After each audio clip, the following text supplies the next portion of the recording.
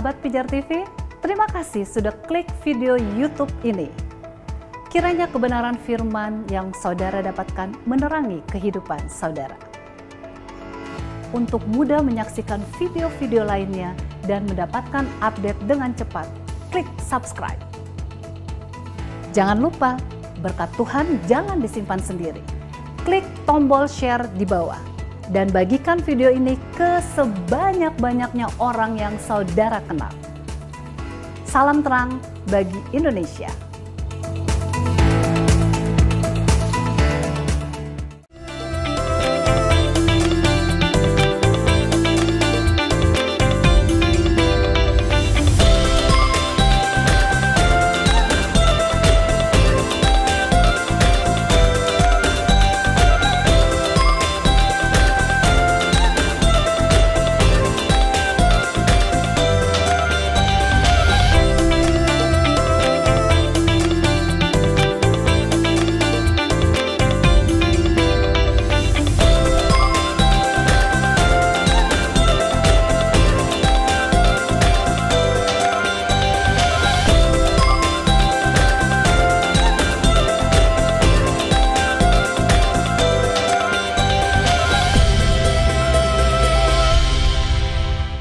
Shalom, salam sejahtera pemirsa Pijar TV dimanapun Anda berada.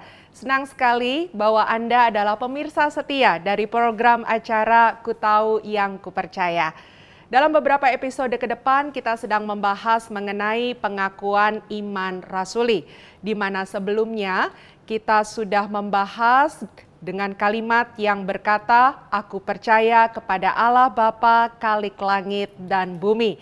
Dan tentunya pada episode saat ini kita akan melanjutkannya dengan kalimat berikutnya yang dikandung dari Roh Kudus dan lahir dari anak darah Maria. Nah, tentunya Anda sudah tidak sabar untuk menantikan pembahasan berikutnya melalui hambanya Pendeta Ezra Soru. Dan perlu diketahui pemirsa bahwa Pendeta Ezra Soru merekam seluruh pengajaran beliau langsung dari Kupang, Nusa Tenggara Timur di tengah-tengah situasi pandemi COVID-19 ini. Dan ini membuktikan bahwa kami selalu berkerinduan untuk bisa melayani Anda dengan terbaik tentunya, sehingga Anda terus bisa terberkati lewat program-program kami. Jika ada pertanyaan, saran, dan juga pendapat, seperti biasa Anda bisa kirimkan melalui nomor SMS yang tertera di layar kaca, dan kami akan selalu berusaha untuk menjawab apa yang Anda sampaikan.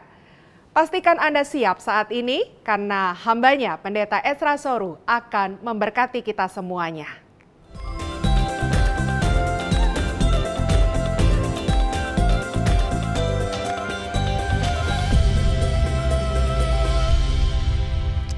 Shalom saudara-saudara yang kami kasih dalam Tuhan Yesus. Terima kasih karena saudara masih setia di dalam program Ku Tahu Yang Kupercaya.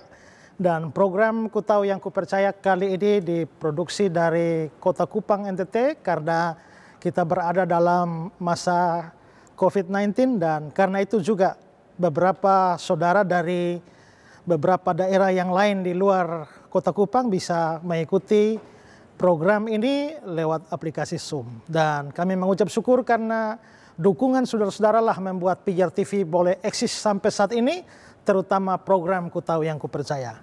Karena itu juga kami berharap saudara terus memberikan dukungan buat Pijar TV untuk dapat memberikan pelayanan-pelayanan yang lebih baik lagi, lebih maksimal lagi buat banyak orang. Bagi saudara yang terbeban untuk mendukung Pijar TV di dalam pelayanannya, di layar kaca Anda ada nomor rekening yang dapat menjadi tempat di mana saudara menyalurkan berkat untuk mendukung pekerjaan Tuhan lewat Pijar TV. Nah, saudara-saudara, kita di dalam episode sebelumnya atau mulai dari episode sebelumnya kita sudah membahas atau sedang membahas tentang pengakuan iman rasuli. Dan kita sudah membahas di dalam episode sebelumnya, aku percaya kepada Allah, Bapa yang Maha Kuasa, Khalik langit dan bumi. Juga kita sudah bahas, dan kepada Yesus Kristus, anaknya yang tunggal Tuhan kita. Nah, kali ini kita akan melanjutkan pembahasan di dalam kalimat yang dikandung dari Roh Kudus, lahir dari anak darah Maria. Memang di sini dalam kalimat-kalimat yang biasa kita ucapkan yang dikandung daripada Roh Kudus. Ini memang secara bahasa Indonesia tidak terlalu pas karena daripada itu biasanya untuk membandingkan ya. Tetapi memang ini versi bahasa yang lama. Intinya adalah bahwa Yesus itu dikandung dari Roh Kudus dan lahir dari anak darah Maria. Nah, kalau dikatakan bahwa Yesus dikandung dari Roh Kudus, lahir dari anak darah Maria, di sini nama Maria muncul. Nama Maria muncul tetapi bukan Maria intinya. Ini sama seperti kalau kita nanti sampai pada bagian yang menderita sengsara di bawah pemerintahan Pontius Pilatus. Bukan Pilatusnya yang menjadi inti kepercayaan kita. Karena aku percaya. Berarti ini bicara soal kepercayaan Kristen.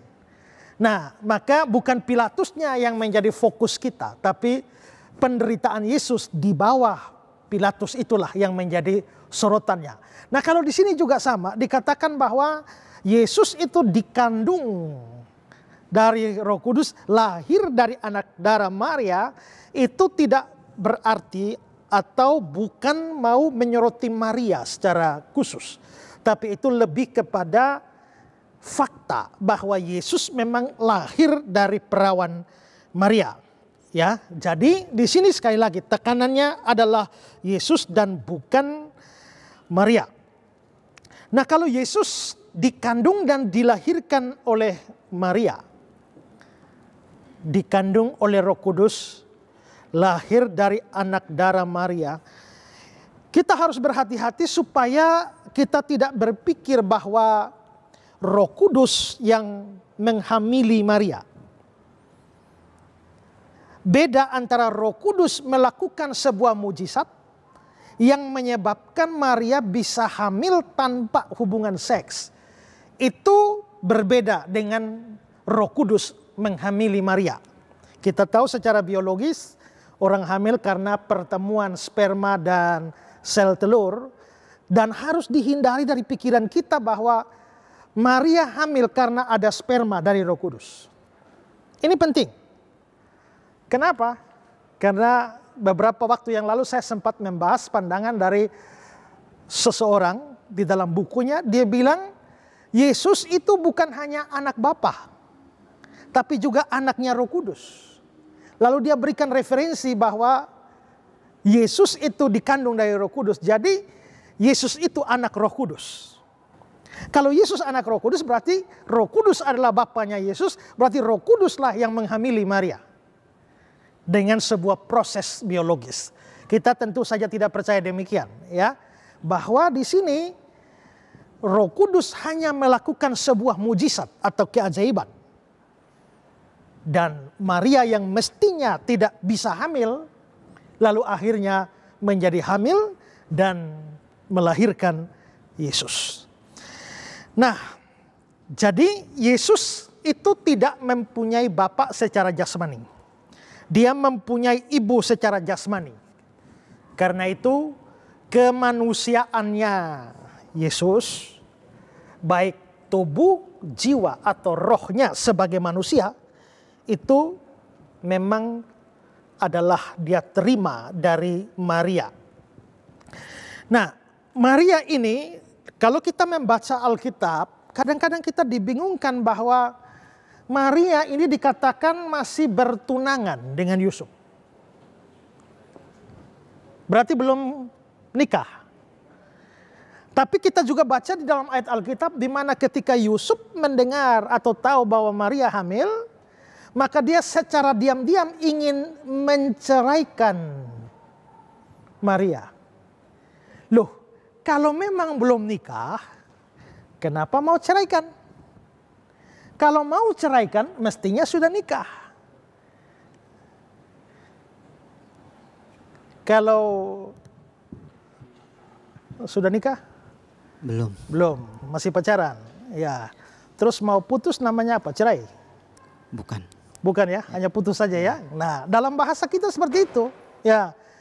Ya kalau belum nikah ya artinya mau pisah ya namanya putus, bukan namanya cerai. Kalau cerai artinya sudah nikah. Nah, disinilah kita mendapati bahwa Maria bertunangan dengan Yusuf, tapi Yusuf mau menceraikan Maria pada saat tahu Maria hamil. Nah, apakah ini berarti bahwa ayat-ayat ini bertentangan? Sama sekali tidak. Karena apa? Karena kita harus memahami kisah ini dari sudut pandang tradisi atau kebudayaan di sana. Saya selalu berkata bahwa kalau kita mau menafsir Alkitab dengan baik, memahami Alkitab dengan baik, jangan memahami ayat-ayat Alkitab dari pola pikir kita sekarang di Indonesia tahun 2020. Karena Alkitab ditulis itu pada masa lampau, bukan zaman kita, bukan tahun kita hidup, bukan bahasa kita, bukan budaya kita. Maka perlu membawa budaya, memahami budaya di sana. Beberapa waktu yang lalu ada orang bertanya dalam salah satu program tanya jawab saya. Pertanyaannya adalah, Yesus mengatakan bahwa biji sesawi adalah biji yang paling kecil. Lalu dikatakan pertanyaannya, bagaimana Yesus bisa salah? Karena biji yang paling kecil itu bukan biji sesawi. Itu biji anggrek. Bahkan biji pohon cemara pun masih lebih kecil dari biji pohon sesawi. Ya, saya bilang itu karena Anda mencoba memahami Alkitab dari sudut pandang ilmu biologi. Waktu Yesus bicara bahwa biji sesawi yang paling kecil, dia tidak bicara dari sudut pandang ilmu biologi. Dia berbicara dari pemahaman masa itu. Karena masa itu untuk menyebut hal-hal yang kecil, bahasa yang mereka pakai adalah biji sesawi. Jadi kalau dia taat sampai aturan yang kecil, artinya dia mentaati hukum biji sesawi. Berarti hukum yang kecil-kecil pun dipahami. Ya, ditaati. Jadi seperti itu. Jadi Yesus sedang menggunakan gaya bahasa di sana. Nah, sama juga memahami hal seperti ini seperti itu. Apakah Maria dan Yusuf bertunangan? Kalau bertunangan, kenapa mau ceraikan? Kalau ceraikan, bagaimana bisa masih bertunangan? Nah, kita mesti memahami proses perkawinan di dalam kalangan orang Yahudi. Itu ada 3 tahap. Tahap pertama itu disebut tunangan tahap 1. Tunangan tahap 1 itu pada waktu masih kecil. Ya. Jadi Pak sama Ibu masih kecil sudah ditunangkan oleh orang tua. Ya. Maka sudah dianggap itu calon istri walaupun masih kecil. Lalu tahap yang kedua itu tunangan tahap 2 itu adalah sudah dewasa. Jadi kalau tunangan pada waktu tahap 1 waktu kecil itu kan bisa putus, ya. Tidak masalah. Tapi tunangan tahap 2 itu sudah dewasa dan itu dalam budaya sana itu sudah dianggap sebagai suami istri. Bedanya adalah belum boleh tidur bersama atau tinggal bersama. Tapi statusnya sudah dianggap sebagai suami istri. Sehingga kalau dalam tahap kedua ini sampai putus, maka kan sudah dianggap suami istri, maka itu disebut cerai. Disebut cerai, walaupun belum pernah tidur bersama. Nanti tahap yang ketiga baru mereka masuk di dalam namanya pernikahan. Nah, kelihatannya Maria ini hamil pada saat dia dan Yusuf ada pada pertunangan tahap 2. Karena pertunangan tahap 2 maka sudah disebut sebagai istri. Maka Maria itu adalah istri dari Yusuf. Dan kalau sampai putus tunangannya, maka itu disebut sebagai cerai. Karena itu kalau dibilang seorang perawan bernama Maria bertunangan dengan Yusuf, oke, benar, karena itu tunangan tahap 2. Tapi Yusuf mau menceraikan Maria, itu juga benar. Karena dalam tahap tunangan itu memutuskan hubungan, itu adalah bercerai. Dalam pemikiran Yahudi. Ya, jadi itu bukan bertentangan. Ya, itu memang hanya kebudayaan mereka.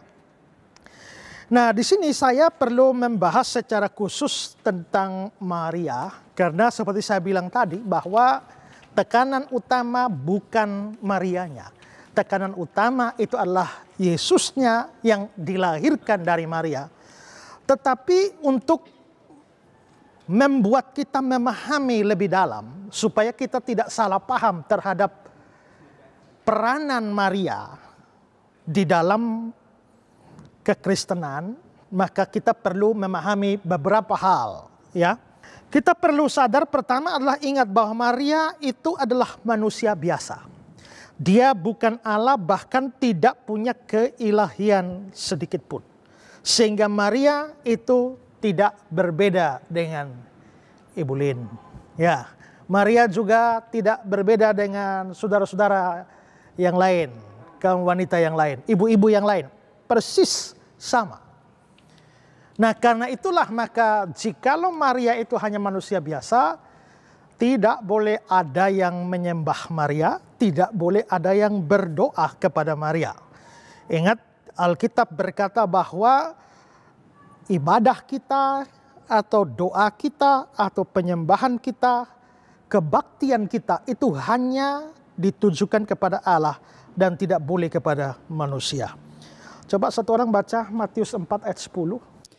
Matius 4 ayat 10, maka berkatalah Yesus kepadanya, "Enyahlah iblis, sebab ada tertulis, engkau harus menyembah Tuhan Allahmu dan hanya kepada Dia sajalah engkau berbakti." Hanya kepada Dia sajalah, hanya.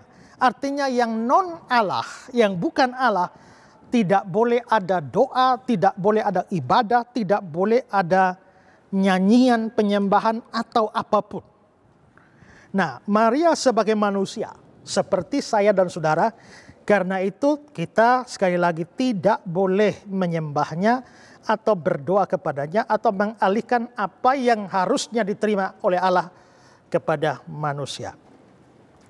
Kedua, Maria juga bukan pengantara antara manusia dengan Allah. Kita tahu bahwa ada Allah di sana, ada manusia di sini. Dan manusia hanya bisa sampai kepada Allah melalui satu perantara, yaitu Yesus. Nggak ada perantara lain. Coba kita melihat 1 Timotius 2 ayat 5. Karena Allah itu Esa, dan Esa pula Dia yang menjadi pengantara antara Allah dan manusia, yaitu manusia Kristus Yesus. Perhatikan, Esa pula Dia yang menjadi pengantara antara Allah dan manusia. Lalu diberikan tambahan, yaitu manusia Kristus Yesus. Terus 1 Yohanes 2 ayat 1 dan 2. 1 Yohanes 2 ayat 1 dan 2.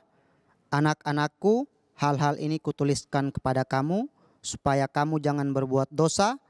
Namun jika seorang berbuat dosa, kita mempunyai seorang pengantara pada Bapa, yaitu Yesus Kristus yang adil.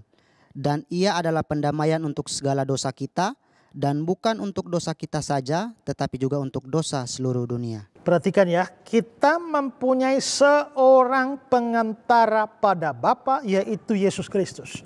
Jadi pengantara antara kita dan Bapa ini hanya Yesus.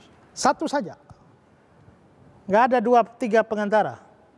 Itulah sebabnya kalau orang tidak lewat Yesus, nggak mungkin sampai kepada Allah. Biarpun dia teriak-teriak kepada Allah satu hari bila 6, 7, 8, 10 kali pun, kalau tidak melalui Yesus, dia tidak mungkin sampai pada Allah. Tapi hati-hati juga dengan pemahaman bahwa untuk sampai pada Allah harus lewat Yesus. Untuk sampai pada Yesus harus lewat. Nah, di sini masalah. Ya. Seringkali orang berpikir, untuk sampai pada Yesus kita harus lewat orang-orang, manusia-manusia tertentu. Lalu ada yang mengatakan untuk sampai pada Yesus kita harus lewat Maria. Ini jelas salah karena Maria bukan pengantara. Demikian juga jangan berpikir bahwa untuk sampai kepada Allah lewat Yesus, untuk sampai pada Yesus lewat pendeta.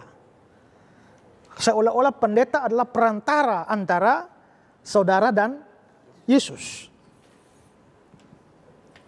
Itulah sebabnya orang datang, Bapak Pendeta tolong titip doa. Ya kan? Karena dipikir kalau Bapak Pendeta yang doa ini lebih manjur karena Bapak Pendeta perantara. Ya. Saya teringat pernah dalam satu acara kelas PA selesai diajar oleh Pendeta Budi Asali. Lalu ada seorang datang, Pak Pendeta tolong berdoa buat saya. Dia cerita panjang pokok doanya. Setelah itu Pendeta Budi Asali tanya, kau bisa berdoa sendiri? Bisa, kalau itu kau berdoa. Lalu dia berdoa selesai, amin. Ya, Lalu saya bilang, kenapa seperti itu Pak? Saya mau beritahu bahwa jangan mengandalkan pendeta seolah pendeta kalau berdoa lebih manjur. Tidak. Pendeta itu di hadapan Tuhan itu bukan perantara. Pendeta itu anak Tuhan, hamba Tuhan. Sama dengan saudara yang lain juga anak Tuhan, hamba Tuhan. Jadi kita ini punya akses yang sama kepada Yesus. Untuk akses kepada Allah Bapa kita semua perlu Yesus. Tapi untuk pada Yesus siapapun boleh. Kalau hanya sekedar memohon dukungan doa ya. Tapi buang dari pikiran saudara bahwa pendeta tertentu, apalagi yang dianggap berurapan ya, atau pendeta yang oh ini pendeta luar biasa nih, sudah bolak-balik surga nih, pasti jadi perantara ya. Tidak. Jadi tidak ada perantara lain. Dan karenanya Maria pun bukan perantara antara kita dan Allah atau kita dan Yesus. Berikut, Maria itu juga bukan jalan ke surga atau jalan keselamatan. Ingat, jalan selamat itu hanya satu, saya kira ayat terkenal Yohanes 14 ayat 6, akulah jalan kebenaran dan hidup, tidak seorang pun sampai pada Bapa kalau tidak melalui aku. Atau Kisah 4 ayat 12, di bawah kolong langit ini tidak ada nama lain yang diberikan, yang olehnya manusia diselamatkan. Hanya Yesus. Karena itu maka tidak boleh ada satu manusia, siapapun, termasuk Maria, dianggap sebagai jalan ke surga atau jalan keselamatan. Keempat, perlu ditekankan bahwa Maria itu bukan orang tanpa dosa. Ini penting. Kadang-kadang kita berpikir bahwa karena Yesus itu adalah orang yang suci, maka mamanya juga harus orang suci. Karena bagaimana bisa Yesus suci kalau mamanya berdosa?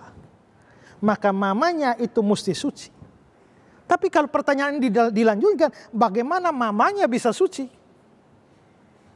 Maka harus dibutuhkan bapak dan mama dari mamanya itu mesti suci. Nah terus bapak yang ini bisa suci dari mana? Berarti ini 2 orang di sini mesti suci. Ini juga 2 di sini mesti suci, maka 4 di sini mesti suci. 8 di sini mesti suci. Terus di sini terus sampai Adam dan Hawa juga harus suci. Kan jadi tidak konsisten dan tidak masuk akal. Ingat bahwa Alkitab mengatakan semua orang berbuat dosa. Ya. Semua orang berbuat dosa. Kalau Maria itu termasuk orang manusia, maka dia juga adalah orang berdosa. Satu-satunya manusia yang dikecualikan dari dosa itu adalah Yesus. Coba 2 Korintus 5 ayat 21. Dia yang tidak mengenal dosa telah dibuatnya menjadi dosa karena kita, supaya dalam Dia kita dibenarkan oleh Allah. Ya, dia yang tidak mengenal dosa. Yesus tidak mengenal dosa sama sekali. Ya. Maka Yesus adalah satu-satunya manusia yang tidak kenal dosa. Lalu dari konteks surat Ibrani 4 ayat 15. Sebab imam besar yang kita punya bukanlah imam besar yang tidak dapat turut merasakan kelemahan-kelemahan kita. Sebaliknya sama dengan kita. Ia telah dicobai hanya tidak berbuat dosa. Yesus sama dengan kita dicobai hanya tidak berbuat dosa. Dia tahu kelemahan-kelemahan kita. Dia tahu kelemahanmu. Ya. Dia juga mengalami kelemahan, hanya tidak berdosa. Selain Yesus, semua berdosa. Gak ada orang suci. Karena itu, Maria juga adalah orang berdosa. Ingat bahwa pada waktu Maria setelah mendapatkan semua kabar bahwa dia akan melahirkan Kristus, lalu Maria, ada nyanyian pujian Maria, terpujilah Allah juru selamatku. Kalau Maria itu tidak berdosa, dia bilang Allah itu juru selamatku. Juru selamat dalam hal apa? Kalau dia tidak berdosa, dia tidak butuh juru selamat. Yang butuh juru selamat itu adalah yang berdosa. Kalau Maria bilang Allah itu juru selamatku, artinya secara implisit dia mengakui bahwa dia adalah orang berdosa. Kalau Maria anggap dirinya orang berdosa, jangan ada di antara kita yang anggap dia tidak berdosa. Yang kelima, Maria itu bukan penebus dosa. Ini penting. Kita percaya bahwa Yesus itu menebus kita melalui penderitaannya. Tapi ada juga pandangan bahwa Maria turut mengambil bagian di dalam penebusan karena Maria pun turut menderita. Kenapa? Karena Yesus menderita di atas kayu salib. Penderitaannya itu menebus kita. Tapi Maria yang lihat anaknya menderita, itu juga menderita.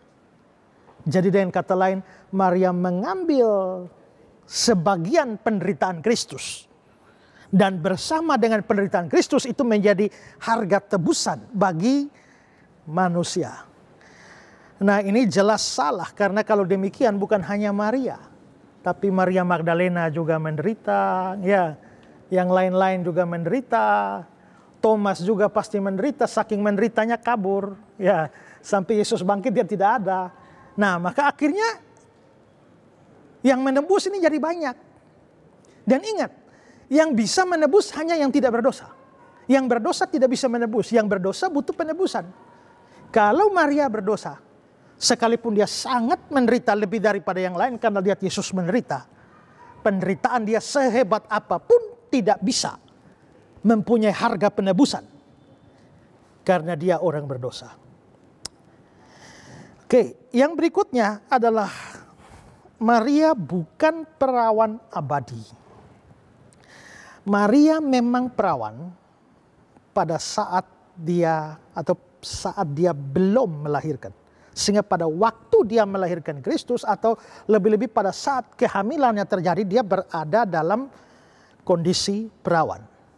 Nah, ini penting supaya kita tidak berpikir, karena memang ada orang berpikir bahwa Maria itu adalah perawan sebelum melahirkan, pada saat melahirkan, dan setelah melahirkan. Ya. Bahkan mereka menolak adanya hubungan seks antara Yusuf dan Maria setelah kelahiran Yesus. Sehingga Maria yang perawan sebelum melahirkan, saat melahirkan, dan setelah melahirkan, dia adalah perawan abadi. Nah, coba kita melihat Matius 1 ayat 24-25. Sesudah bangun dari tidurnya, Yusuf berbuat seperti yang diperintahkan malaikat Tuhan itu kepadanya. Ia mengambil Maria sebagai istrinya, tetapi tidak bersetubuh dengan dia sampai ia melahirkan anaknya laki-laki, dan Yusuf menamakan dia Yesus. Coba perhatikan kalimatnya. Dia mengambil Maria sebagai istrinya, Yusuf mengambil Maria sebagai istrinya, tetapi tidak bersetubuh dengan dia sampai dia melahirkan anaknya. Yusuf mengambil Maria sebagai istrinya, tapi tidak bersetubuh sampai melahirkan Yesus. Kalau setelah melahirkan Yesus, boleh bersetubuh mungkin. Censa libur sampai tanggal 12. Setelah tanggal 12, tidak libur lagi. Puasa sampai tanggal 30. Setelah tanggal 30, tidak puasa lagi. Tidak bersetubuh sampai melahirkan Yesus. Setelah melahirkan Yesus, bersetubuh. Jadi, kalau dibilang bahwa Yusuf dan Maria tidak bersetubuh sama sekali, dan karenanya Maria terus menjadi perawan. Saya pikir-pikir kasihan Yusuf ini ya. Disuruh mengambil Maria sebagai istri dan sampai mati tidak pernah berhubungan seks. Ya, tidak. Saya percaya memang dia tidak bersetubuh dengan Maria hanya sampai melahirkan Yesus. Tapi setelah melahirkan Yesus, ya dia hidup sebagai suami istri biasa dengan Maria. Kawin, berhubungan seks, dan karenanya mereka juga punya anak dari hasil perkawinan itu. Dan anak-anak itulah yang Alkitab sebut sebagai saudara Yesus. Jadi Yesus punya adik-adik. Coba beberapa nama kita bisa lihat di situ ya. Ada Matius 13, 55-56. Bukankah ia ini anak tukang kayu? Bukankah ibunya bernama Maria dan saudara-saudaranya Yakobus, Yusuf, Simon, dan Yudas? Dan bukankah saudara-saudaranya perempuan semuanya ada bersama kita? Jadi dari mana diperolehnya semuanya itu? Oke, saudara-saudaranya Yakobus, Yusuf, Simon, Yudas, ada saudara-saudara perempuan. Memang budayanya paternalistik, makanya nama perempuan tidak disebut. Lalu coba Kisah 1 ayat 14. Mereka semua bertekun dengan sehati dalam doa bersama-sama dengan beberapa perempuan serta Maria, ibu Yesus, dan dengan saudara-saudara Yesus. Saudara-saudara Yesus. Jadi Yesus jelas mempunyai saudara-saudara. Nah, keperawanan Maria itu penting bagi kelahiran Yesus.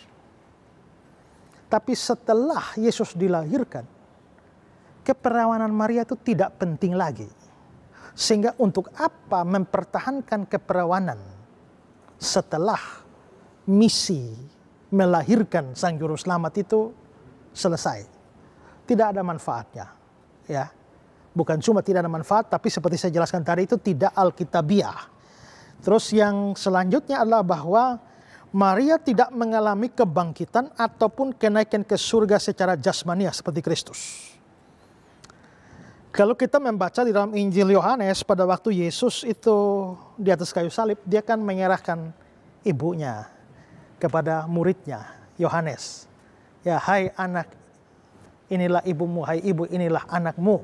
Dan beberapa komentari mengatakan bahwa sejak itu, kan Yohanes ini menghabiskan hidupnya di Efesus. Efesus itu Turki sekarang. Jadi Yohanes dalam pelayanannya juga, surat-surat Yohanes, Injil Yohanes itu ditulis dari Efesus di Turki. Dan Yohanes menghabiskan banyak waktu. Dia adalah satu-satunya rasul yang mati secara baik-baik. Yang lain mati syahid, mati martir. Dia saja mati baik-baik dalam usia yang sangat tua. Ya, kira-kira sekitar tahun akhir 90-an baru dia mati. Ya. Dan Maria dibawa dia ke Efesus sesuai janji Tuhan, dan karenanya Maria juga mati di sana.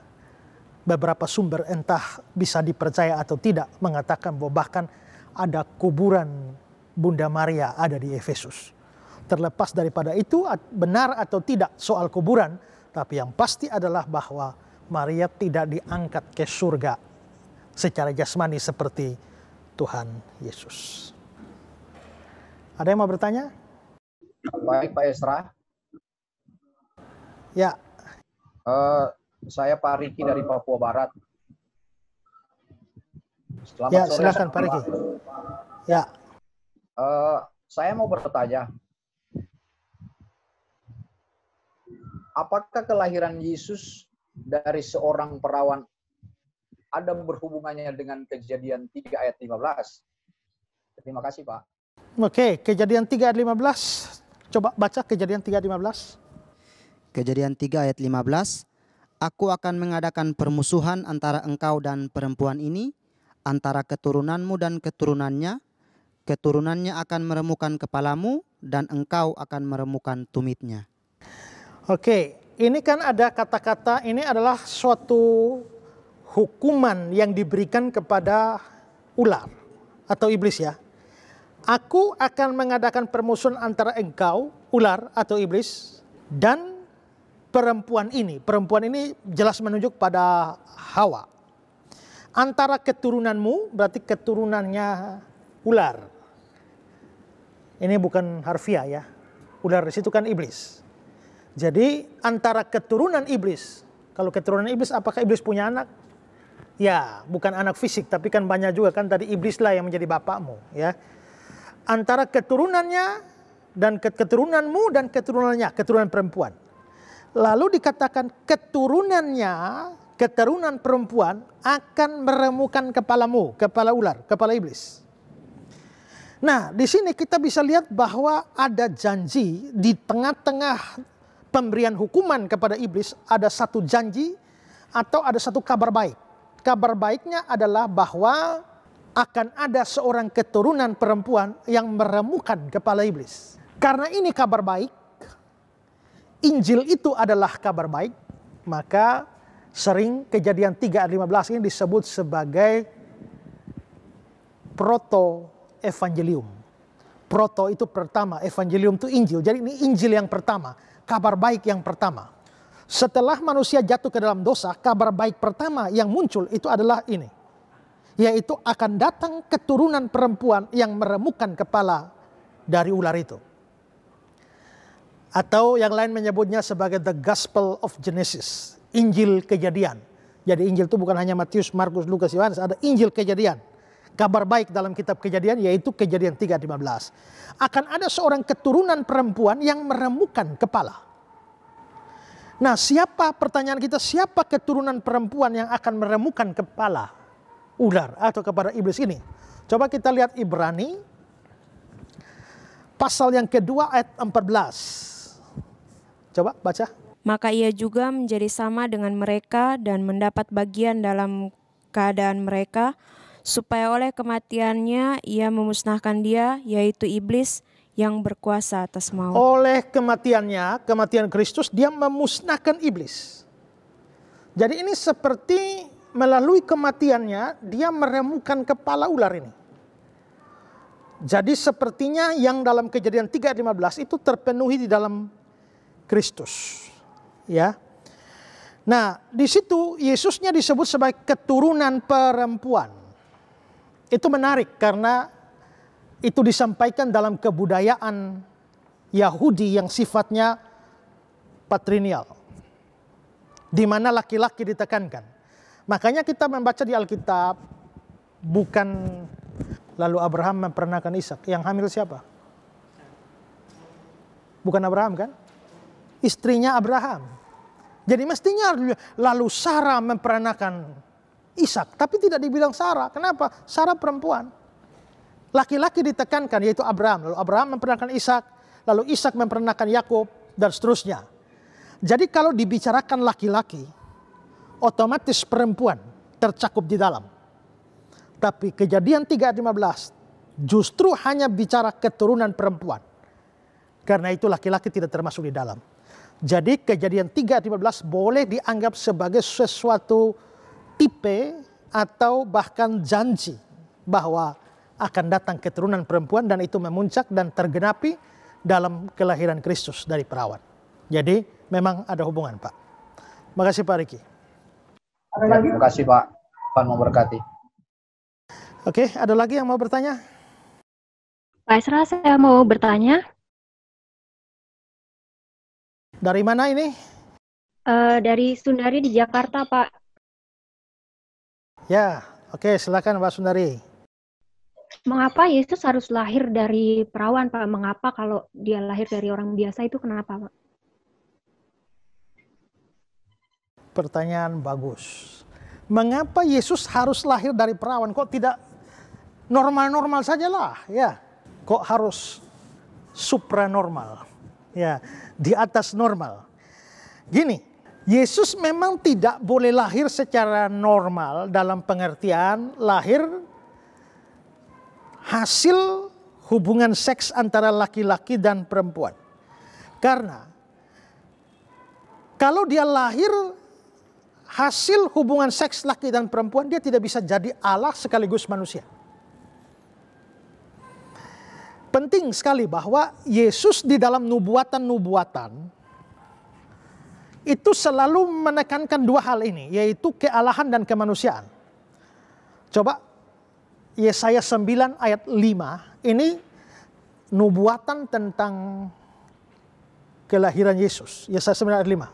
Sebab seorang anak telah lahir untuk kita, seorang putra telah diberikan untuk kita, lambang pemerintahan ada di atas bahunya, dan namanya disebut orang penasihat ajaib, Allah yang perkasa, Bapa yang kekal, Raja damai. Coba ulang. Sebab seorang anak telah lahir untuk kita. Oke, sabar. Seorang anak telah lahir. Yang lahir ini manusia atau Allah? Kalau dilahirkan? Manusia. Allah tidak pernah lahir. Karena Allah kekal. Berarti di sini dilahirkan itu adalah kemanusiaan. Terus? Seorang putra telah diberikan untuk kita. Sama dengan lahir tadi. Ini manusia. Lalu lanjut. Namanya disebutkan orang? Penasihat ajaib. Penasihat ajaib. Allah yang perkasa. Allah yang perkasa. Bapa yang kekal. Bapa kekal. Raja damai. Raja damai. Ini 4 nama. Tidak mungkin pada manusia. Tidak ada manusia yang diberikan sebutan penasihat ajaib. Apalagi jelas Allah yang perkasa El Gibor, Raja Damai. Allah yang perkasa, Bapa yang kekal, Raja Damai. Tidak bisa. Kalau begitu, Yesaya 9 ayat 5, pendahuluan itu kemanusiaan. Tapi ekornya kealahan. Maka Yesus yang dijanjikan itu dia manusia sekaligus Allah. Coba Yohanes 1 ayat 1. Pada mulanya adalah firman, firman itu bersama-sama dengan Allah, dan firman itu adalah Firman Allah. itu Allah, ini dia Allah. Terus ayat 14. Ayat 14, firman itu telah menjadi manusia. Firman itu telah menjadi manusia. Berarti, ya, berarti kita bisa lihat ada kealahannya, ada kemanusiaannya, dan masih banyak ayat yang lain dinyatakan di situ. Nah, berarti Yesus atau Mesias yang akan datang itu harus Allah, harus manusia. Tidak boleh hanya manusia saja, tidak boleh Allah saja. Harus Allah manusia. Mengapa ini penting? Kealahan ini penting, kemanusiaan ini penting. Yesus datang ke dalam dunia tujuannya untuk menebus dosa manusia. Menebus dosa manusia melalui kematiannya. Kematiannya. Ya. Jadi berarti Yesus harus mati. Ya. Kalau dia Allah, Allah bisa mati? Tidak bisa. Tidak bisa. Bagaimana supaya bisa mati? Harus manusia. Jadi manusia. Maka penting jadi manusia supaya bisa mati. Kalau Allah, siapa mau bunuh Allah? Ya kan? Jangankan bunuh Allah, dekat saja kau yang mati, ya kan? Berarti supaya bisa mati dia harus manusia. Tapi supaya kematiannya itu memberikan keselamatan dan penebusan kepada manusia. Kalau mati saja bisa menebus, ya Pak Wens mati aja sudah. Menebus kita? Tidak. Karena apa? Manusia biasa. Berarti harus Allah supaya memberikan nilai kepada penebusan itu. Jadi juru selamat itu harus Allah, manusia. Oke, kalau itu sudah dipahami sekarang. Kalau Yesus itu lahir normal, bapak kawin sama mama, lahir Yesus. Yesus itu apa? Manusia sama. Pak Sony lahir karena hasil kawin bapak mama kan? Jadi ini manusia atau manusia Allah? Manusia aja, ya kan? Nah, kalau sampai terjadi kelahiran karena kehamilan secara normal, Yesus maka Yusuf kawin sama hubungan seks sama Maria terus lahir. Ya Yesus hanya manusia, dia bukan Allah. Nah, bagaimana supaya dia Allah manusia? Dia lahir dari perawan sehingga ini bukan hasil perkawinan, sehingga dia itu Allah. Tetapi karena dia lahir dari manusia juga, kemanusiaannya dia terima dari Maria. Maka dia juga menjadi Allah manusia. Dia manusia karena lahir dari Maria. Tapi dia Allah karena dia tidak lahir dari Yusuf dan Maria. Ya. Jadi ini pentingnya Yesus lahir dari perawan. Selain itu juga ada alasan lain adalah bahwa kalau Yesus lahir hasil persetubuhan laki-laki dan perempuan, dia tidak bisa jadi juru selamat. Syarat menjadi juru selamat harus tidak berdosa. Ya. Semua kita ini keturunan Adam lahir dari orang berdosa. Maka semua jadi berdosa. Makanya begitu kita lahir, kita semua jadi orang berdosa. Kalau Yesus lahir dari hasil perkawinan Yusuf dan Maria, maka Yesus tidak bisa tidak adalah manusia sempurna seperti kita dan dia mewarisi dosa asal dari Adam dan Hawa. Karena itu maka dia tidak boleh lahir dari hasil persetubuhan normal. Tapi kita mungkin bertanya lagi, tapi kan dia juga lahir dari Maria, kan Maria juga orang berdosa. Lalu bagaimana Yesus bisa suci? Ya, kesucian Yesus ini adalah hasil pekerjaan Roh Kudus. Dikandung dari Roh Kudus.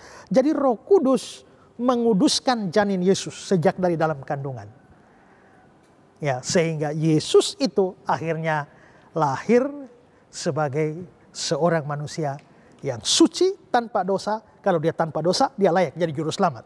Dan karenanya dia menebus kita orang berdosa. Jadi Yesus harus lahir dari perawan. Itu alasannya.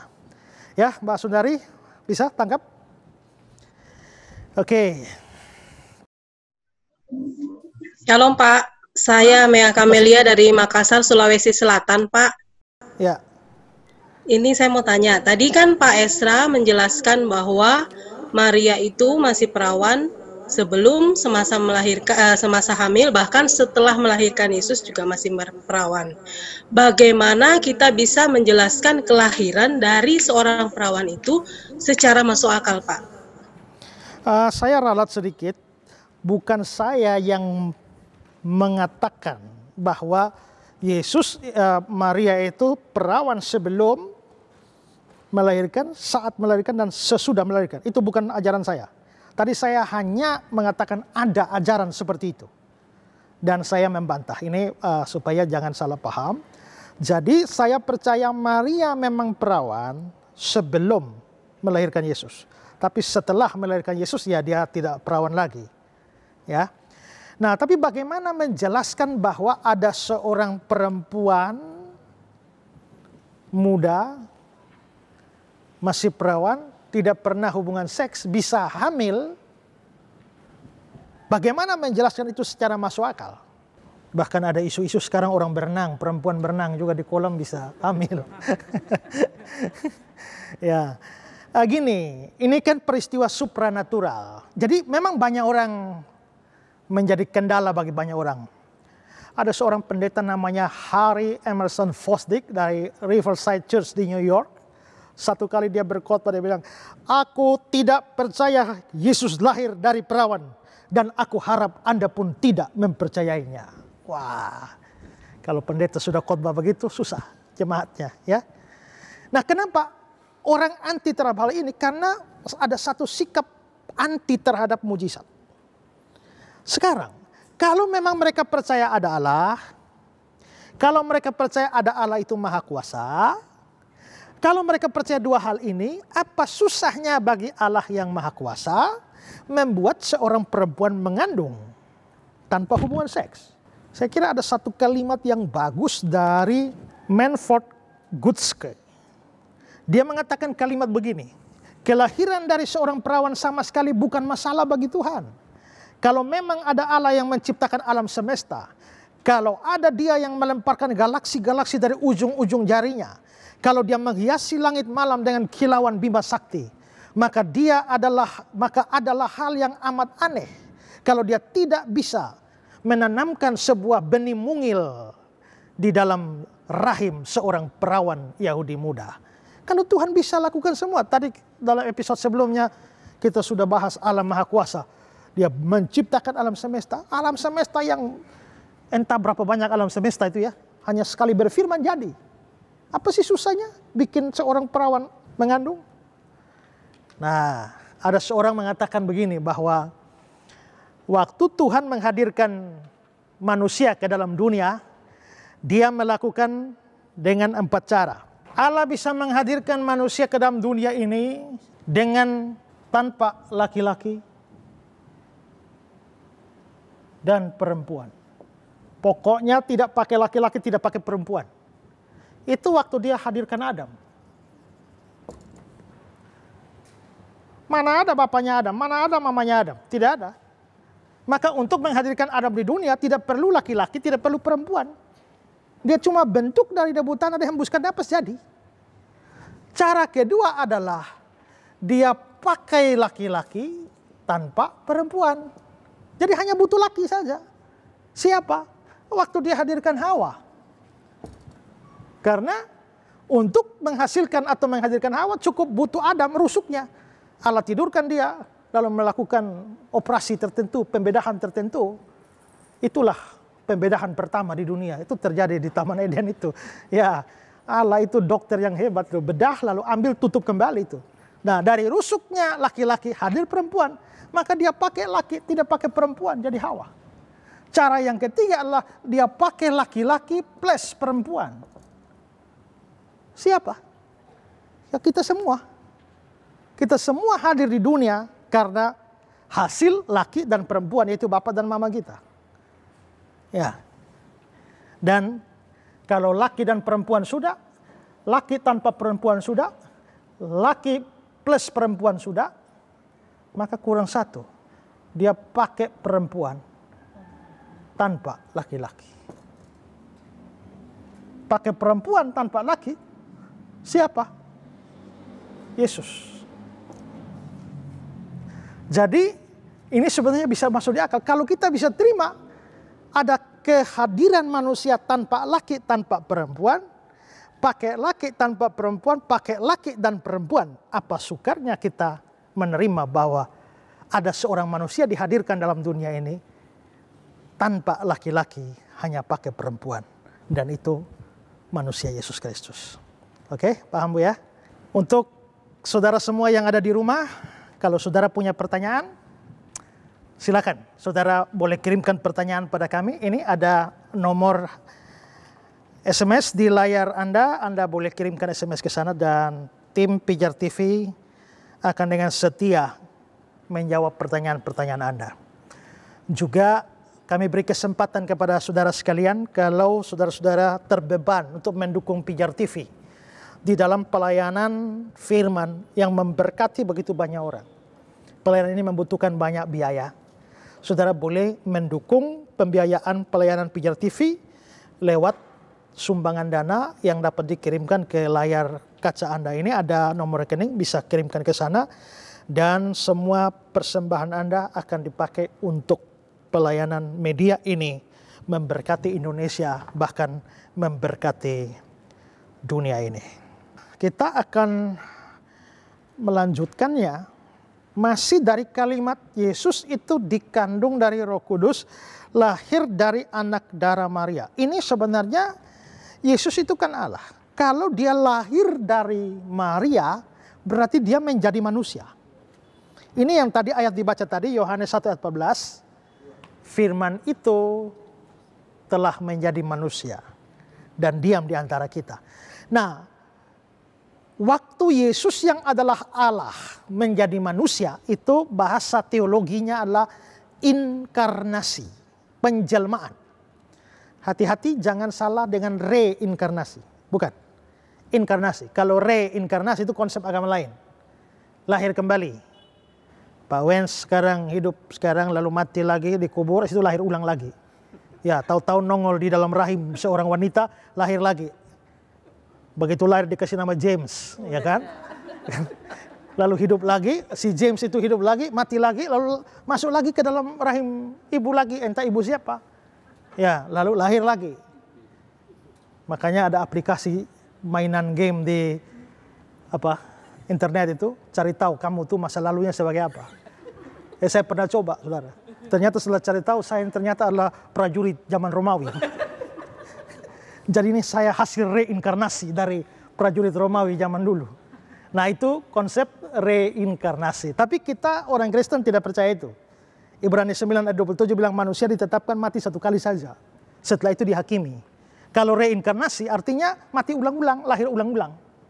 Ada dua orang yang saling mencintai tapi gagal menikah karena banyak halangan. Lalu yang laki bilang, semoga kamu menjadi istriku di kehidupan yang akan datang.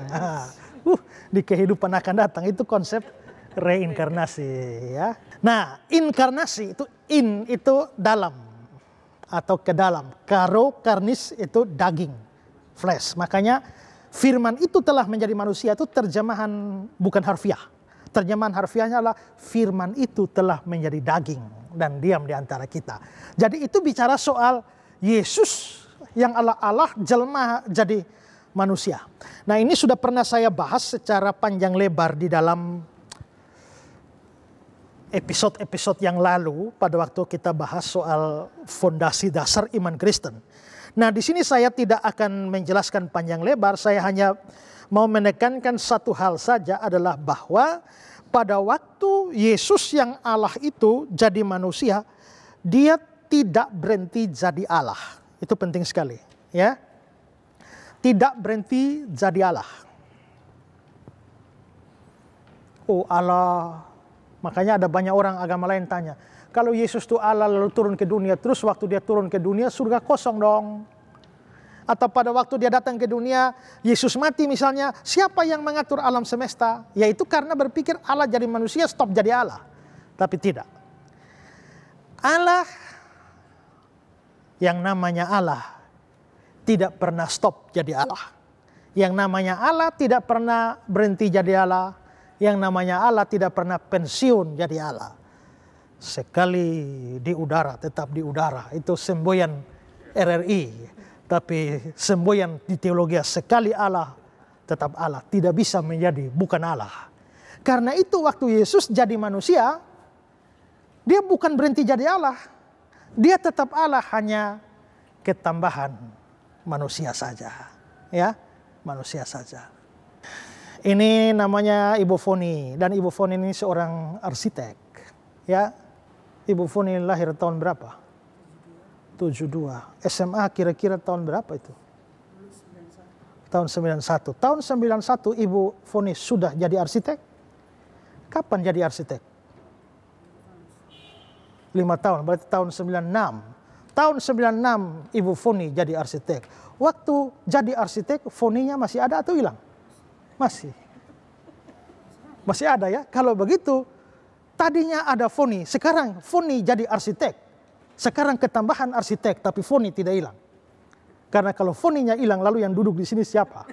Ya kan? Ya. Nah, Allah jadi manusia itu begitu. Tidak boleh dipahami tadi ada Allah, tiba-tiba jadi manusia, Allahnya hilang. Tidak. Tadi itu Allah. Sekarang dia jadi manusia, Allahnya tetap ada. Karena Allahnya tetap ada, tapi sekarang ketambahan manusia, maka dia harus diterima sebagai Allah juga manusia. Allah sendiri dalam rupa insan, sembah dan puji di. Nah, itu lagu dalam lagu Natal. Maka kekristenan yang ortodoks percaya bahwa Yesus itu adalah Allah dan manusia. Karena dia tidak berhenti jadi Allah, maka dia tetap mengontrol alam semesta dengan seluruh segala sesuatu kebutuhan alam semesta. Dia topang segala sesuatu dengan firman-Nya. Ya. Oke, itu hanya sedikit tambahan saja soal inkarnasi karena sudah ada episode khusus kali lalu yang sudah saya bahas panjang lebar. Sekarang kita masuk pada selanjutnya, kalimat selanjutnya dari pengakuan iman rasuli ini adalah yang menderita sengsara di bawah pemerintahan Pontius Pilatus, disalibkan, mati dan dikuburkan, turun ke dalam kerajaan maut. Ini kalimatnya panjang. Nah, kalau kalimatnya panjang seperti ini, saya akan menolong kita memahaminya dengan membahasnya satu persatu. Pertama, mari kita melihat Yesus itu dikatakan menderita sengsara. Kalau kita bicara penderitaan Yesus atau kesengsaraan Yesus, banyak orang berpikir bahwa Yesus baru menderita saat dia dicambuk, lalu naik di atas kayu salib. Itu betul. Itu jelas penderitaan. Tapi bukan berarti itu awal penderitaan. Itu justru klimaks penderitaan. Penderitaan Yesus itu sudah dimulai saat dia hadir dalam dunia. Ya. Bayangkan dia Allah, terus lahir di bumi lagi. Lahir lagi di tempat yang buruk lagi, di tempat binatang lagi. Itu surga turun bumi. Jangankan surga turun bumi, kota turun kampung saja bisa susah ya. Ya. Kota turun kampung di kota, ya tinggal semua tekan-tekan saja jadi ya. Mau mandi tekan ini air keluar. Kalau di kampung mandi di mana? Di kali sana, di atas. Itu sengsara itu ya. Sengsara itu. Saya begini pernah tinggal di kampung. Ya, mau tanya, Bapak Ibu buang air di mana? Itu di hutan sana. Wah, itu kita susah itu menderita. Jadi kita bisa lihat bahwa kota turun kampung saya sudah menderita. Tapi Yesus ini bukan dari kota ke kampung. Ya, ini dari surga turun ke bumi ini. Dulu waktu kuliah, ada teman kuliah saya ini orang kaya. Di rumah tidak pernah kerja, pembantu kerja semua. Ya, lalu sampai kampus sekolah teologi, semua wajib kerja. Cuci WC, cuci piring, potong rumput, pel, dan sebagainya. Dan ada satu anak orang kaya yang dia kelihatannya sengsara sekali. Dan hanya pel lantai saja bercucuran air mata.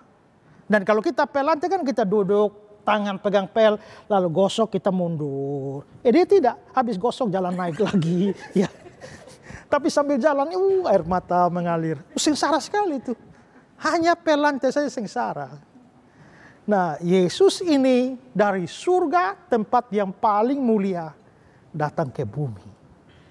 Selain itu juga, waktu datang ke bumi, di tempat yang sangat hina. Tapi selain itu, setelah dia menjalani hidupnya, dia hidup kalau dia Allah, dia suci. Orang yang suci, jiwanya, pasti akan menderita melihat dosa. Walaupun bukan dosa sendiri. Saya kalau ada perasaan keadilan di dalam diri saya, pada saat saya melihat si A berbuat tidak adil pada si B, itu rasanya menderita sekali. Aduh, ada kemarahan yang suci, ada kesedihan karena melihat dosa. Itu terjadi pada seorang Lot. Coba kita lihat 2 Petrus 2 ayat 7-8. Tetapi ia menyelamatkan Lot, orang yang benar, yang terus-menerus menderita oleh cara hidup orang-orang yang tak mengenal hukum, dan yang hanya mengikuti hawa nafsu mereka saja. Ya, sabar, perhatikan. Lot orang yang benar, terus-menerus menderita. Menderita karena apa? Cara hidup orang yang tidak mengenal hukum. Cara hidup orang-orang yang mengikuti hawa nafsu. Itu membuat Lot menderita. Terus ayat 8. Sebab orang benar ini tinggal di tengah-tengah mereka, dan setiap hari melihat dan mendengar perbuatan-perbuatan mereka yang jahat itu, sehingga jiwanya yang benar itu tersiksa. Nah, ini orang benar ini tiap hari lihat dosa, tiap hari lihat kejahatan orang, maka jiwanya yang benar tersiksa. Kalau Lot yang walaupun dikatakan orang benar, tapi dia tetap juga orang berdosa, dia tidak sebanding dengan Kristus. Kristus ini betul-betul suci sempurna, dan tiap hari dia melihat dosa. Tiap hari dia melihat kejahatan di antara atau di kalangan manusia.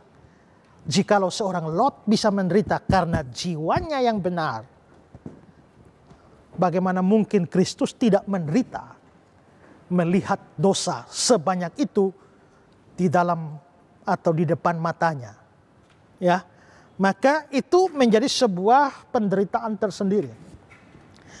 Penderitaan yang lain adalah karena dia harus taat kepada Bapa. Dan kita sendiri tahu bahwa ketaatan itu pasti menghasilkan penderitaan.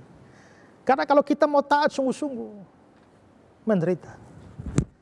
Barang siapa berbuat jahat kepadamu, coba kalau dibilang jangan balas, itu masih lumayan. Jadi kalau orang jahat pada kita, ya sudah kita diam-diam saja. Tapi firman tidak hanya bilang, siapa jahat kamu diam, jangan balas. Tapi bahkan kamu disuruh action, berbuat baik kepada orang itu. Berdoalah untuk orang yang menganiaya kamu. Saya juga mau berdoa, orang menganiaya saya berdoa untuk dia. Kiranya Tuhan kutuk dia, bisa. Ya kan?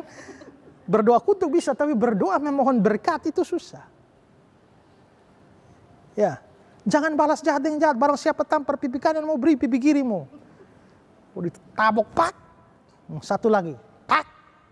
Sekarang urusan Alkitab selesai. Sekarang urusan laki-laki dengan laki-laki. Berarti ternyata, coba kalau kita diperlakukan tidak tahan saja itu menderita. Karena taat Tuhan. Yesus ini bukan hanya taat-taatan, tapi sempurna ketaatannya. Kesempurnaan dalam ketaatan itu pasti mengakibatkan penderitaan. Ya Bapa, jikalau sekiranya cawan ini lalu, tapi jangan kehendakku, kehendakmu jadi. Taat. Dan ketaatan itu bawa dia pada penderitaan. Lalu juga dia menderita karena setan menyerang dia. Kita tahu di permulaan pelayanannya setan menyerang dia dengan 3 pencobaan di padang gurun. Lalu selesai itu dikatakan iblis mengundurkan diri dan menunggu waktu yang baik. Lalu sepanjang hidup Yesus, serangan setan datang pada dia. Terutama lewat orang-orang tidak percaya, orang-orang Yahudi yang berkali-kali mau membunuh dia. Makanya karena mereka mau bunuh Yesus, pada saat mereka bilang, kami ini anak Abraham. Yesus bilang, kamu bukan anak Abraham. Karena Abraham tidak ingin melakukan seperti yang kau lakukan itu. Kamu bunuh aku. Abraham tidak pernah punya pikiran begitu. iblislah yang menjadi bapamu. Karena iblis itu adalah pembunuh manusia sejak awal. Jadi kalau Yesus mau dibunuh oleh orang-orang, itu berarti pekerjaan iblis. Jadi iblis betul-betul menyerang Yesus terus di dalam pelayanannya. Saya sendiri merasakan di dalam pelayanan, iblis menyerang berkali-kali, bahkan menyerang dengan hebat.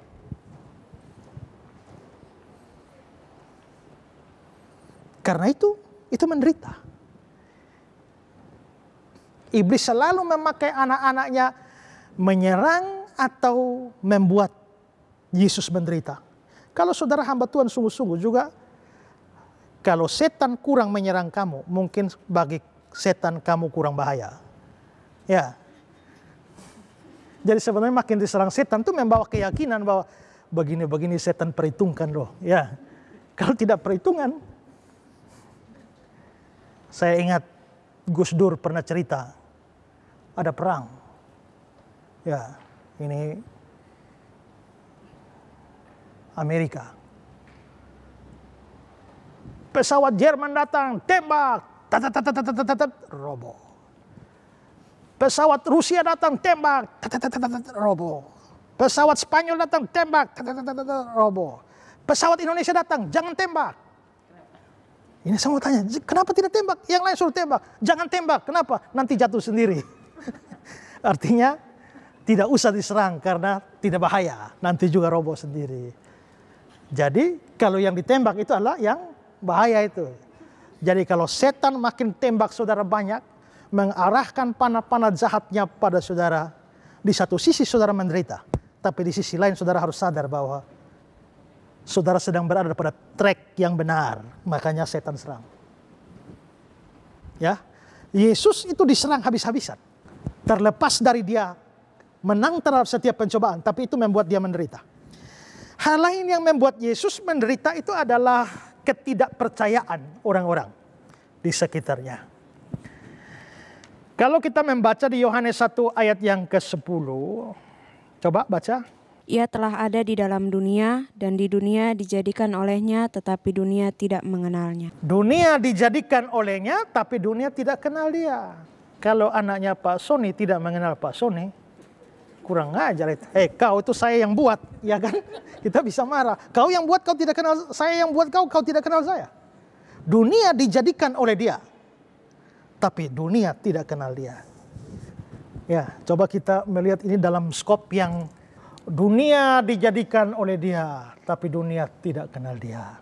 Oke lah, dunia kan luas, banyak bangsa. Ya sudahlah, bangsa lain gak mau kenal saya gak apa-apa. Yang penting bangsa saya kenal saya.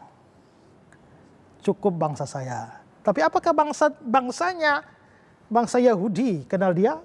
Ya, umatnya kenal dia. Ayat 11 Yohanes 1. Ia datang kepada milik kepunyaannya, tetapi orang-orang kepunyaannya itu tidak menerimanya. Nah, ternyata orang-orang kepunyaan dia, umatnya dia, umat Israel, umat Yahudi pun tidak kenal dia.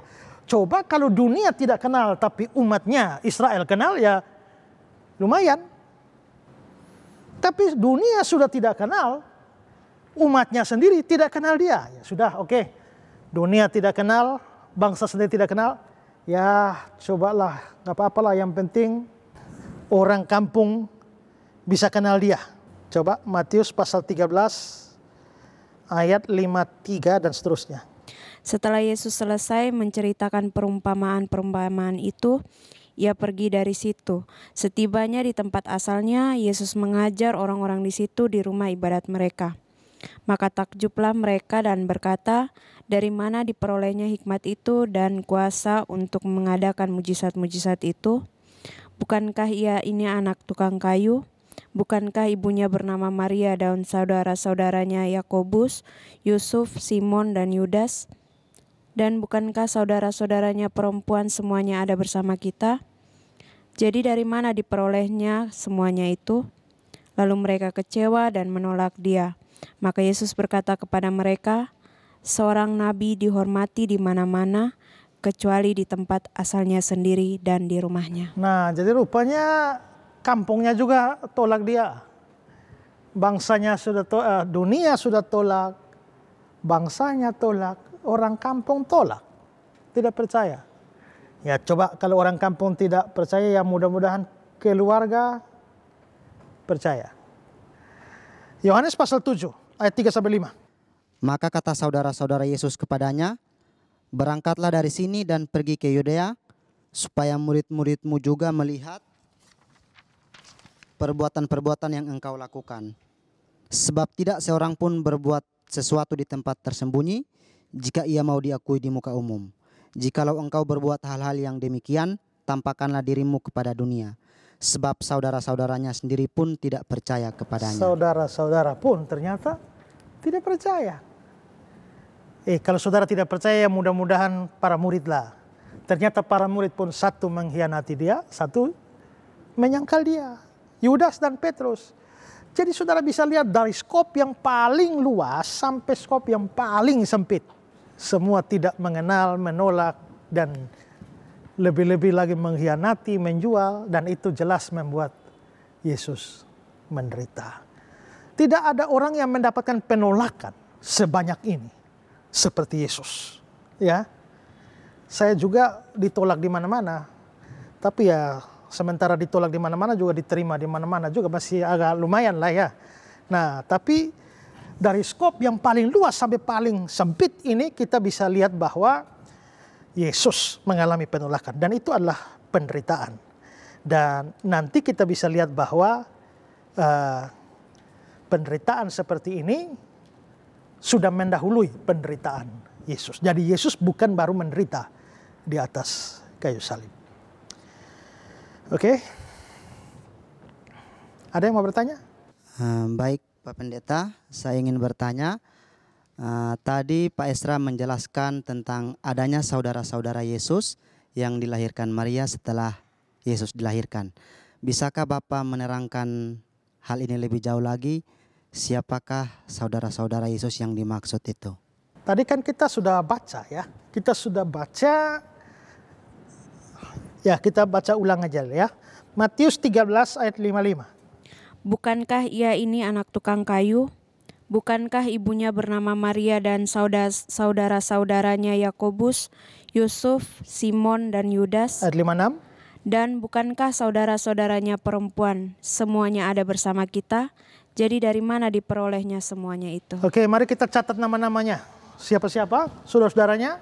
Yakobus. 1. Yakobus. 2. Yusuf. Simon. 3. Simon. Terakhir Yudas. 4. Yudas. Sekarang lihat Markus 6 ayat 3. Bukankah ia ini tukang kayu, anak Maria, saudara Yakobus, Yoses, Yudas, dan Simon? Yudas, Simon, ini kelihatannya orang yang sama ini. Yoses. Dan saudara-saudara perempuan. Ya, ada saudara-saudara perempuan. Oke, minimal di sini kita bisa lihat bahwa ada Yakobus, ada Yusuf atau Yoses, ada Simon, ada Yudas. Ini adalah nama-nama dari adiknya Yesus. Nah, tadi kan sudah dibacakan, saudara-saudaranya sendiri pun tidak percaya kepada dia. Di Yohanes pasal 7 ayat yang ke-5, coba lihat lagi Markus 3 ayat 21. Waktu kaum keluarganya mendengar hal itu, mereka datang hendak mengambil dia, sebab kata mereka, ia tidak waras lagi. Bayangkan, tidak waras lagi. Jadi kemungkinan ini adik-adiknya ambil dia ini, kakak sudah tidak waras lagi, ya kan? Nah, jadi memang mereka tidak percaya Yesus. Mereka baru percaya Yesus setelah Yesus mati, bangkit, naik ke surga dulu. Baru percaya. Dari mana kita tahu mereka baru percaya setelah itu? Coba Kisah 1 ayat 11. Mereka semua bertekun dengan sehati dalam doa bersama-sama dengan beberapa perempuan serta Maria, ibu Yesus, dan dengan saudara-saudara Yesus. Nah, ini terjadi setelah Yesus terangkat ke surga. Mereka mulai ikut persekutuan. Jadi rupanya mereka mulai percaya setelah Yesus naik di surga. Ada sesuatu yang menarik bahwa Yakobus ini itu bukan hanya menjadi orang percaya, tapi menjadi tokoh gereja mula-mula.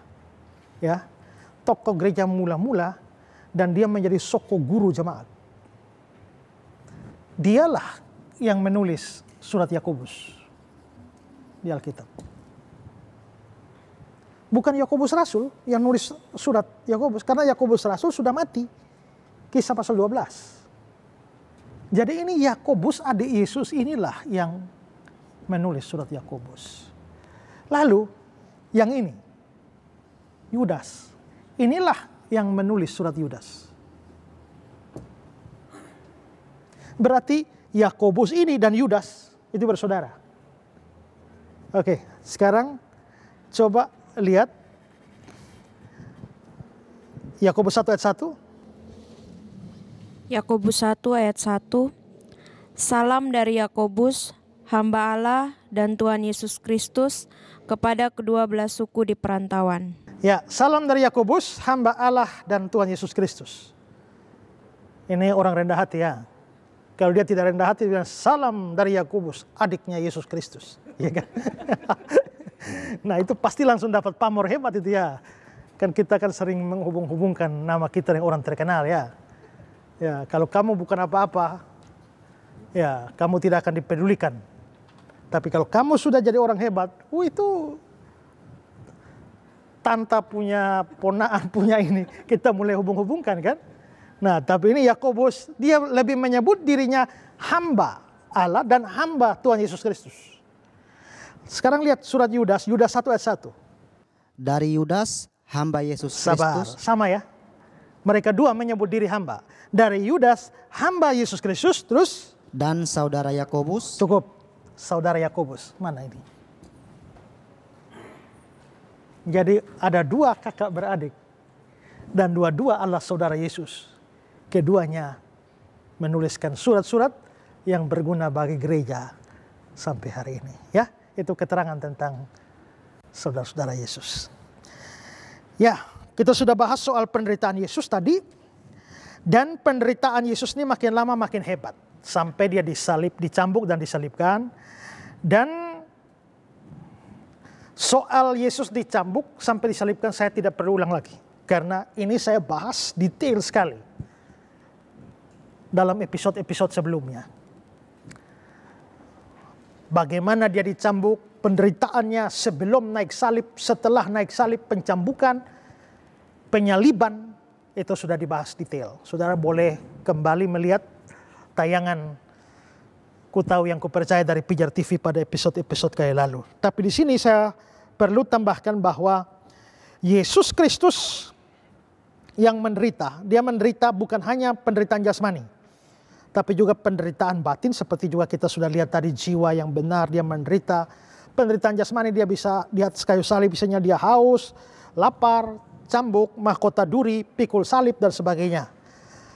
Penderitaan rohani adalah ketika dia dihina, tidak dipercaya, dikhianati, dibenci, dicaci maki.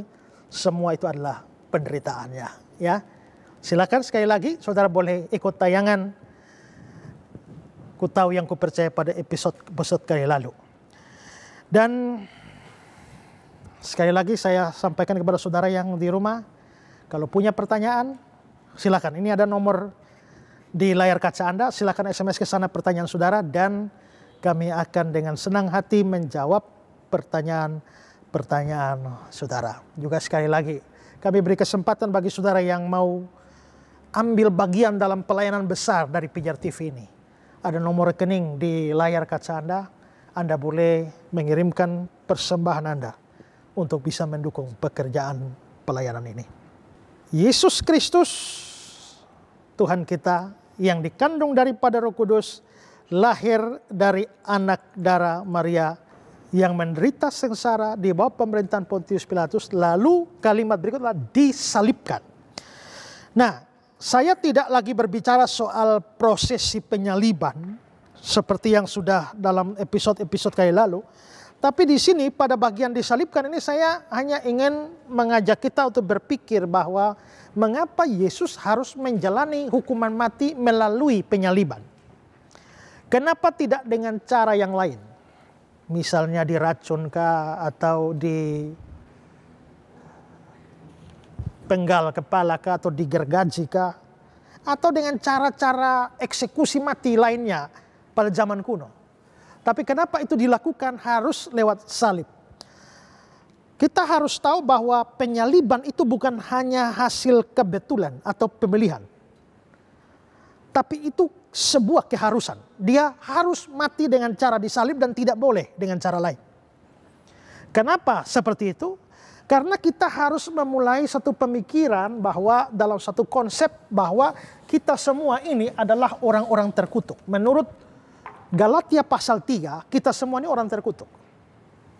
Karena kita tidak taat pada firman, karena kita taat firman tapi tidak semua, karena kita taat firman tapi tidak terus, semua ini membuat kita ini orang terkutuk.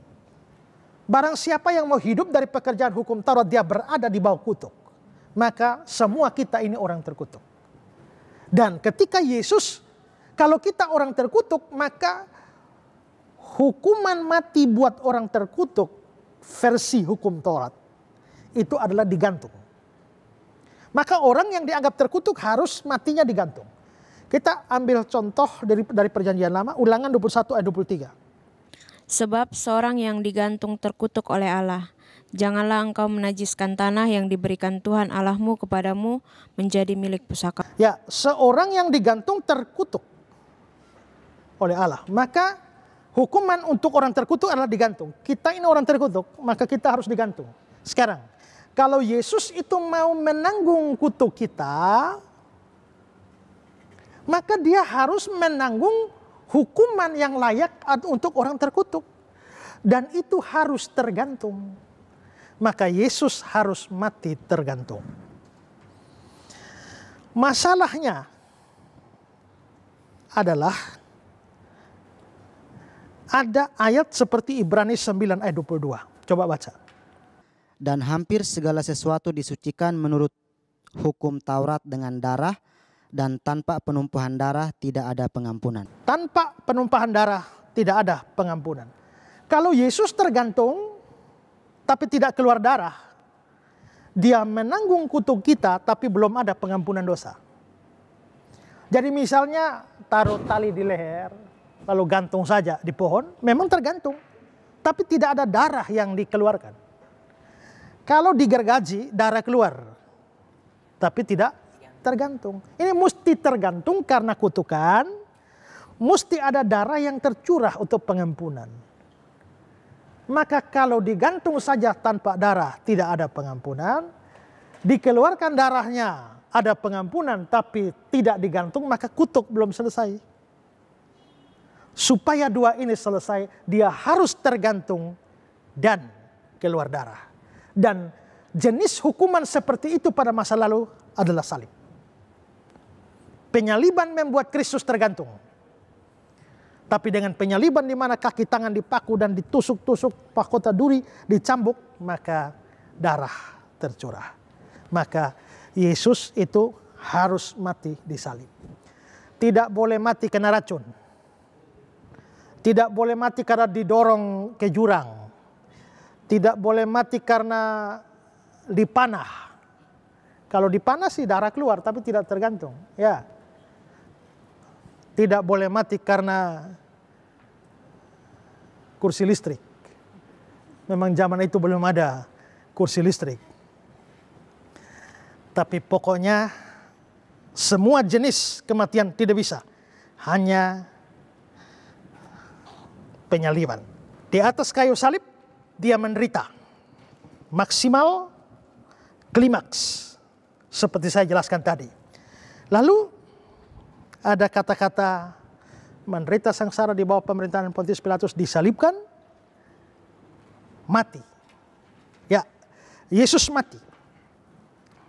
Kematian Yesus ini menyangkut ke luasnya, itu bukan hanya kematian jasmani, tapi kematian rohani. Kematian jasmani itu terjadi pada saat dia bilang, ya Bapa, ke dalam tanganmu kuserahkan nyawaku. Itu kematian jasmani. Tapi kematian rohani itu perpisahan dengan Allah. Makanya Pak Wen sekarang hidup ada bernapas, tapi kalau tidak ada persekutuan dengan Allah itu namanya mati. Ini lagi mayat yang ada duduk. Mayat rohani, ya kan? Efesus 2 ayat 1. Sesungguhnya kamu semua telah mati dalam dosa-dosamu. Jadi semua orang berdosa itu mati rohani. Saudara juga yang mendengar atau melihat tayangan ini, kalau saudara belum sungguh-sungguh percaya Yesus, saudara itu sebenarnya mayat rohani walaupun rajin gereja, rajin kebaktian, ikut perjamuan. Ya, saudara itu tetap mayat yang ikut perjamuan itu. Ikut perayaan Paskah, Natal, itu mayat. Kapan hidup? Ya, setelah Allah melahirbarukan dan memberikan iman, baru saudara hidup. Jadi mati rohani itu adalah terpisah dari Allah. Nah, Yesus di atas kayu salib itu mengalami perpisahan. Itu kematian rohani. Kapan Yesus mengalami perpisahan? Waktu Eli, Eli lama sabatani. Ya Allahku, mengapa engkau meninggalkan aku? Itu perpisahan. Maka itu kematian rohani. Jadi Yesus itu mengalami kematian jasmani sekaligus kematian rohani, perpisahan dengan Allah. Ada beberapa sifat hukum dari kematiannya. Pertama, dia tidak boleh mati wajar seperti saya sudah jelaskan tadi. Kedua adalah bahwa dia harus diadili. Kenapa harus lewat pengadilan? Supaya dibuktikan bahwa dia tidak salah. Makanya Herodes periksa dia, tidak tahu ada salah apa. Pilatus juga tidak menemukan kesalahan. Hanya karena desakan massa, akhirnya dia diserahkan untuk dieksekusi. Tapi pengadilan tidak menemukan kesalahan. Berarti dia memang mati bukan sebagai seorang kriminal atau pelanggar hukum. Ya, juga memang Pontius Pilatus yang menjatuhkan hukuman itu. Tapi harus ingat bahwa sebenarnya dia menanggung hukuman untuk kita, hukuman dari Allah. Jadi secara manusia yang terlihat adalah orang Roma bersama dengan orang Yahudi yang mengeksekusi. Tapi secara rohani sebenarnya itu adalah hukuman dari Allah. Hukuman dari Allah untuk seluruh orang berdosa yang dipikul oleh Kristus. Ya, ada pertanyaan sampai di sini? Baik, Pak Pendeta, saya ingin bertanya lagi. Tadi di salah satu poin pengakuan iman rasuli kita dikatakan bahwa Yesus Kristus menderita sengsara di bawah pemerintahan Pontius Pilatus. Nah, saya ingin bertanya, siapa sebenarnya Pilatus ini dan apakah keberadaannya bisa kita ketahui dari sisi sejarah? Terima kasih. Hampir tiap hari Minggu semua orang Kristen omong namanya. Ya, ini orang terkenal ini. Tapi seperti saya bilang tadi, sebenarnya bukan dia fokusnya. Sama seperti Maria tadi kan. Yesus lahir dari anak darah Maria, bukan Maria fokusnya. Tapi Yesus. Demikian juga Pilatus ini bukan fokusnya. Ya, tapi kalau saudara memang tanya ya masuk akal. Mungkin kita penasaran, ini siapa ini orang ya. Nah, Pilatus ini dia orang berkebangsaan Roma. Dan dia orang Roma berasal dari satu wilayah yang namanya Bisenti. Ya. Nah, di wilayah Bisenti ini ada satu kaum keluarga yang suku namanya Samnite. Dan dalam suku Samnite ini ada marga, mungkin boleh dikatakan sebagai marga Ponti. Ya. Nah, Ponti itu saking terkenal di Samnite, di suku Samnite ini, kalau orang ada Pontinya, orang sudah tahu itu dari Samnite itu ya. Sama seperti kalau dia ada si Tohang, si Galingging, si Hotang, dan si yang lain orang sudah tahu ini dari Batak ini ya. Apalagi Latu Parisa, Latu Mahina, itu orang Ambon ya. Nah, kalau Langkameng, Kamaleng, Mai Kameng, Kameng Mai, Kameng Mau, itu pasti Alor. Karpada, Laupada, itu Alor. Ponti, ini Samnite. Gitu. Jadi itu saking terkenal. Nah, dari kata Ponti inilah turun kata Pontius. Pontius itu artinya keturunan Ponti. Karena itu Pontius Pilatus itu artinya seorang dari keturunan keluarga Ponti. Nah, Pilatus sendiri itu agak sukar diketahui artinya. Ada yang bilang Pilatus itu artinya botak. Ada yang bilang berbulu. Ada yang bilang penutup. Tapi kebanyakan para ahli mengatakan bahwa Pilatus itu artinya tombak atau lembing. Sehingga Pontius Pilatus itu artinya tombak atau lembing dari keluarga Ponti. Itu dari asal namanya begitu. Nah, soal karier politiknya kita tidak cukup tahu, tapi yang pasti adalah bahwa dia diangkat sebagai gubernur Romawi. Kan pusat Romawi sedang menguasai dunia. Maka untuk wilayah-wilayah tertentu itu dikasih gubernur saja. Dan dia adalah gubernur Romawi yang ditempatkan di wilayah Yudea, mengganti gubernur sebelumnya yang namanya Valerio Gratus. Itu digantikan oleh Pontius Pilatus ini. Dan sepanjang sejarah Roma itu di wilayah Yudea itu pernah diperintah oleh 13 gubernur. Dan Pilatus ini adalah gubernur yang kelima. Setelah dia ada gubernur-gubernur lain lagi ya. Nah, beberapa dekade yang lalu, tadi kan ada tanya apakah kita bisa telusuri dari sejarah. Nah, beberapa dekade yang lalu ada orang yang tidak percaya bahwa ini sungguh-sungguh ada. Kenapa? Karena aneh, kalau itu seorang gubernur Romawi, catatan Romawi tidak pernah menemukan ada orang nama Pontius Pilatus. Ini membuat orang ragu, apakah orang seperti Pontius Pilatus masa tidak ada data apa-apa di dalam literatur Romawi. Dan karena itu dianggap mungkin sebagai karangan saja. Tapi pada tahun 1961 ditemukanlah satu prasasti di Kaisarea Maritimi tepatnya. Dan bunyi prasasti itu adalah dedikasi bagi Julius Tiberius. Sedangkan pada baris kedua, Pontius Pilatus, gubernur Yudea. Dan prasasti ini sekarang ada tersimpan di Museum Israel. Dan kalau saudara pergi ke Israel, saudara bisa mengunjungi prasasti Pontius Pilatus ini. Itu jelas ada dan menunjukkan bahwa memang Pontius Pilatus itu pernah ada dalam sejarah. Nah, bagaimana nasib dia selanjutnya?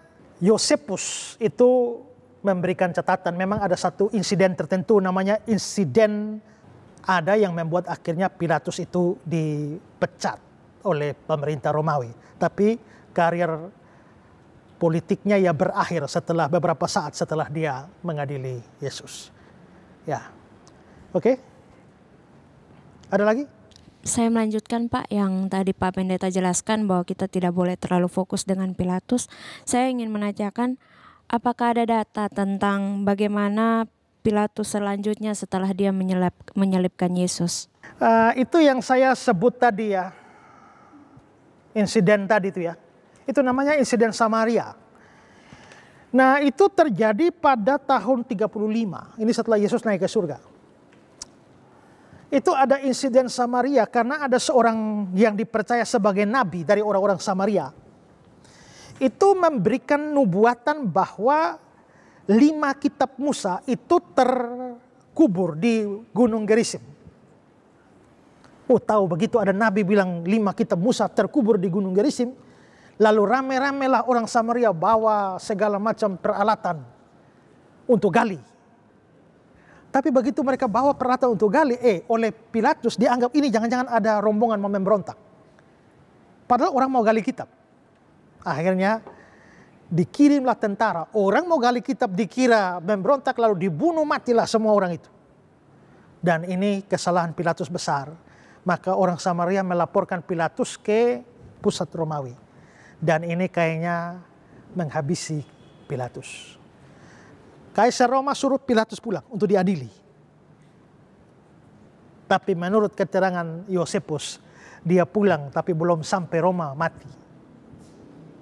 Jadi tidak jadi dihukum mati oleh Kaisar. Ya, untunglah dia mati. Nah, memang ada beberapa legenda. Ini juga tidak tahu benar apa tidak. Kemungkinan besar tidak benar. Tapi pokoknya adalah legenda seperti itu. Bahwa setelah dia menghukum mati Yesus, Pilatus jatuh pada frustrasi yang besar. Tiap malam tidur hanya bayangannya Yesus terus menghantui dia sampai akhirnya frustrasi dan bunuh diri. Tapi legenda yang lain mengatakan bahwa istri dari Pontius Pilatus yang namanya Claudia Procula itu akhirnya menjadi percaya. Dan akhirnya dia melalui mereka dikristenkan oleh salah seorang perwira pasukan Italia. Seperti keterangan dari Kisah 10 ayat 1 yang akhirnya melalui dia akhirnya mereka menjadi Kristen. Dan lalu akhirnya melayani mati sebagai orang Kristen. Nah itu hanya legenda-legenda saja. Tapi keterangan Yosefus kelihatannya lebih dipercaya. Sebelum dia sampai untuk dihakimi, diadili oleh Kaisar Roma, dia sudah duluan mati.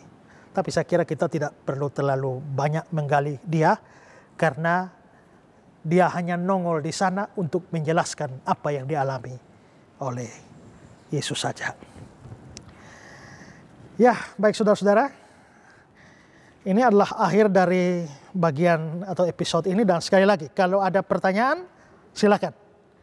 Ada nomor SMS, silakan kirimkan pertanyaan saudara. Dan sekali lagi, saya Pendeta Esra Soru tetap menghimbau Anda, kalau Anda betul-betul punya kerinduan supaya program seperti ini terus mengudara dan menjadi berkat, persembahan Anda sangat diperlukan untuk pekerjaan ini.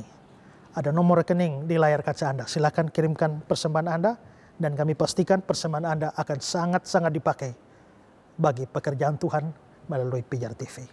Tuhan berkati. Salam terang bagi Indonesia. Sampai jumpa pada episode selanjutnya.